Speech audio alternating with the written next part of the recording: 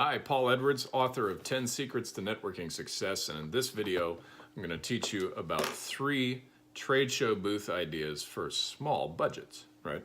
So what you're going to learn in this is a couple of things.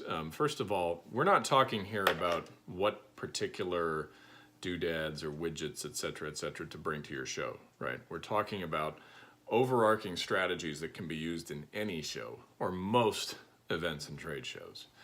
Because to tell you you should wear a funny hat or a clown costume or hand out Jolly Ranchers or jelly beans, that's silly. Everybody knows, right, that each event is different in terms of what you hand out. It's how you think about it and the approach that you take with the people who come up to your table, as well as the event organizers, that's really going to put you in a position to maximize it and monetize it and make you want to do it again. And also to cut out all of the ones that you shouldn't be doing. That's another thing you need to pay attention to. But anyway, the 3 things you're going to learn how to formulate a strategy, how to drive traffic and then keep traffic at your table, and then how to qualify prospects pretty quickly so you don't waste a whole bunch of time following up with people who were never going to do business with you anyway. So a little bit about how I got here. I just screwed it up so many times that I started to pay attention to what I was doing. I started to think, why is it when I go to this event, I come away with 100 leads. I go to this event, I come away with 5 leads. I go to this event, I come away with absolutely nothing. And I go to this event, I come away with 150 leads, none of which I can close, right? And it all started to click that I said, we got to pay attention to the demographics. I got to pay attention to the level of interest. And I've got to pay attention to what it is I'm trying to get out of the event, okay? So I grew frustrated with this, and I decided I was going to, reduce the amount of events I was participating in, and I was always going to have a strategy, and I was always going to have certain rules I lived by when I did them.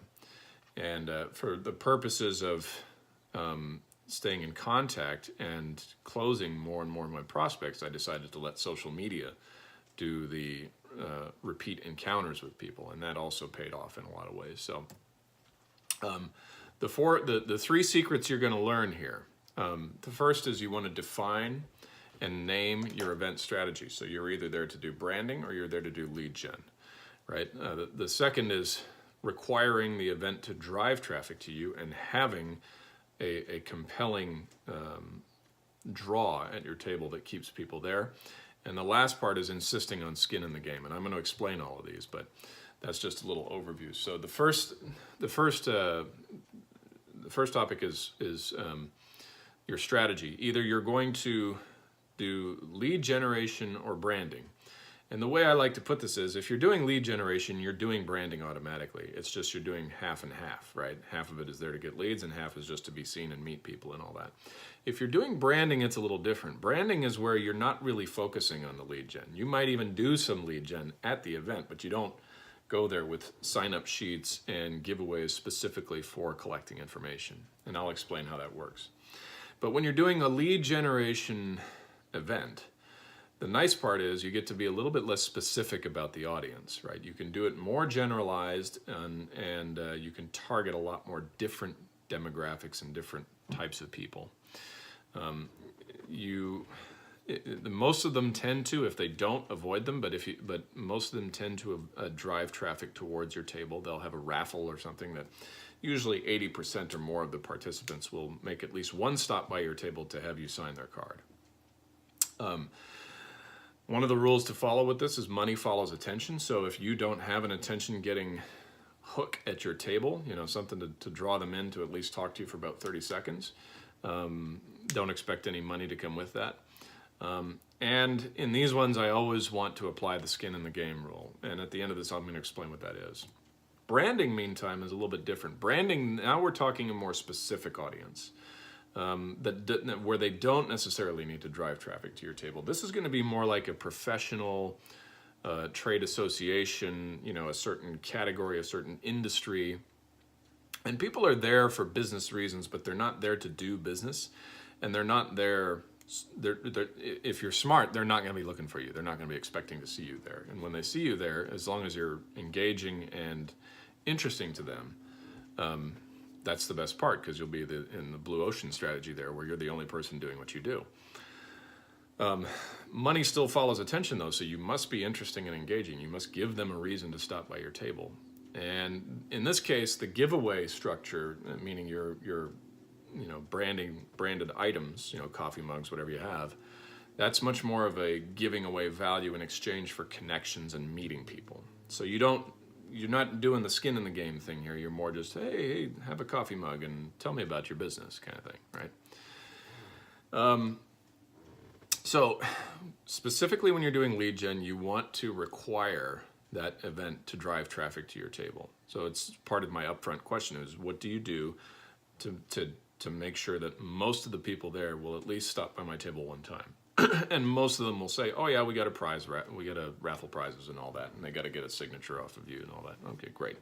If they don't offer that, and specifically if you're there for lead gen, don't do the event is my general advice. Because particularly if you're offering a product where the marketplace is glutted, it's just not worth it. It's not worth their time to stop at your table. Another thing you can do at events like this is volunteer to be a guest speaker, because they're going to have a sort of a midday break where they have certain people get up and talk about things. If you volunteer to do that, that gives you extra exposure.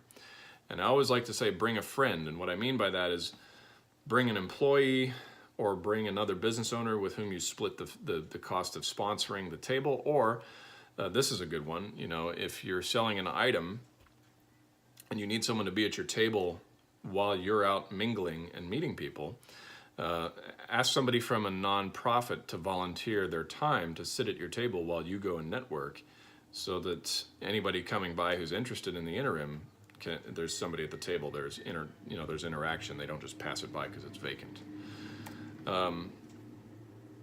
Your attention getting, right? The attention getting part of this. I want you to think of it as being relevant and flattering, and don't think of flattering in the terms of being insincere. We're talking about something that's really going to speak to the people and make them feel good about coming over. So we're not going to insult them, we're not going to degrade them, and we're not going to devalue them, right? We're going to offer them something that's worth their while to come over. We're not going to say, come over here so you can get a free $5 gift card, right? Because nobody cares. With family-oriented events, you can do very generic attention-getting devices like the spinning wheels and the beanbag toss and the jelly beans in the jar. That's when the little kids are running up and, oh, mommy, look, a spinning wheel. That's fine. But the more specialized you get, the more you get into branding at an adult occupation or industry-centric event, the more you're going to want to do things like a quiz to test their knowledge of the subject, right? So you're at a convention of, I don't know, engineers. You ask an engineering question that probably a majority of them could get right, but couldn't just spit off like that, right? And you encourage engagement that way. The last part of this is what I call pony up or move on. This is where you qualify your prospects. So if you able-bodied, of sound mind and body, intellectually capable adults, if they want my swag, they are signing up their information or they're not getting it. And I'm not that rude or confrontational about it, but it's no shame in my game. It's, look, this is how I make a living. I'm sorry. I'm totally fine if you don't want to put your name and number down, but I have to save this for the people who are willing to put their name and number down. And that's just because that's how I make a living. So hopefully this was helpful for you. If you liked it, if it was helpful, please leave a like and a comment. Check out the link in my description. I've got an entire book on all sorts of stuff just like this, that's practical application for the salesperson, marketer, business owner. And that's my book, along with the 30-day networking challenge. The book is called 10 Secrets to Networking Success. You can get it at the link in the description below. And please be sure to share this with anybody you know who might find it useful. Thanks for watching, and we will see you next time.